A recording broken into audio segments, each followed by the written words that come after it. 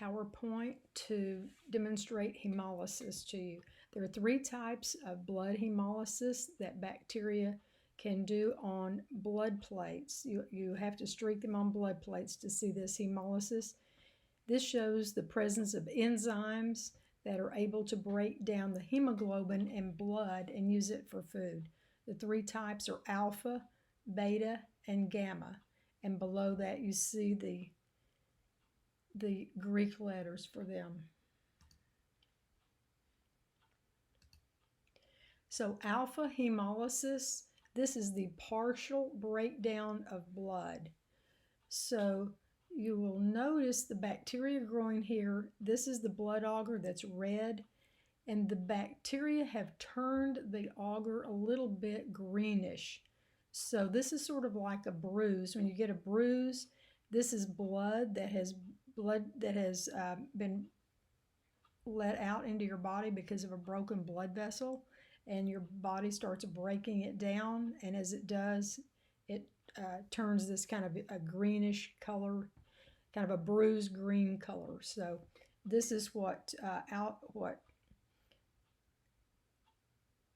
alpha hemolysis looks like. It's partial breakdown, not complete, and so you see kind of a greenish coloration around the colonies. So that's the blood agar that's green. Gamma hemolysis, let me back up. Beta hemolysis. Beta hemolysis is the complete breakdown of blood. So you can see in this picture here that the breakdown is so complete you can read the print on the other side of that plate. So the agar, the blood, has been pretty much completely broken down. In this picture over here, you see it looks a little yellowish. That's because it's just you still have some of the red pigment, but this is a complete breakdown. The little red dot on the inside, these are the colonies, and the blood is just gone. You see they've completely broken that down. Gamma hemolysis is no breakdown of blood. There's some bacteria that just cannot break down the hemoglobin. So what you see, this is the G for gamma. You see the bacterial colonies, you see the bacteria growing on there, and the blood is still red. There's no discoloration of the blood at all.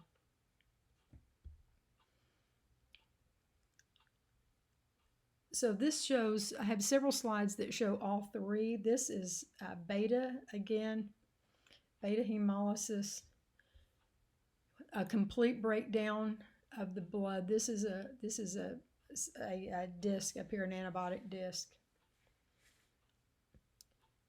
the bacitracin disc. This is strep pyogenes, Streptococcus pyogenes. This is causative agent of strep throat, and it is beta hemolytic.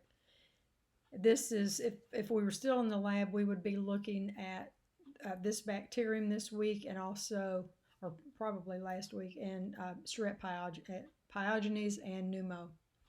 This is Staphylococcus epidermidis. This is one that we worked with earlier in the semester, and this is gamma. So you can see the bacteria that are growing on there. They're sort of whitish in color, and they're not breaking down the blood at all. This is alpha. You see it's greenish, and this is Escherichia coli. We also worked with E. coli earlier in the semester. Another alpha that we would be looking at this week would be Streptococcus pneumoniae. So the bacteria that causes most bacterial pneumonias is also an alpha hemolytic. This again shows you all 3. These are the Greek letters, alpha, beta, gamma. This is beta complete. So again, you see it looks sort of yellowish. It's just that the blood isn't, there's still some pigment left there. But this is complete breakdown. This you see it's greenish. It's more greenish. This is alpha. Another beta hemolytic that we've worked with was Staphylococcus aureus. And this is gamma. You can see the bacteria growing on there, but the agar itself is still red. Here the agar is green. You want to look at the agar, you don't want to look at the bacteria. This is another, all three types, and they've written the Greek letter. So this is beta. You see there's no blood at all anymore around that. This is alpha. It's greenish, partial breakdown, complete breakdown. And this is gamma. So those are the bacteria growing. The blood is not discolored around the colonies, and so there's no breakdown at all. So this is complete breakdown, partial breakdown, no breakdown. Alpha, beta, gamma. The next slides are just a little quiz for you that you can look at them, see if you know what they are, and then the answers are on the last slide.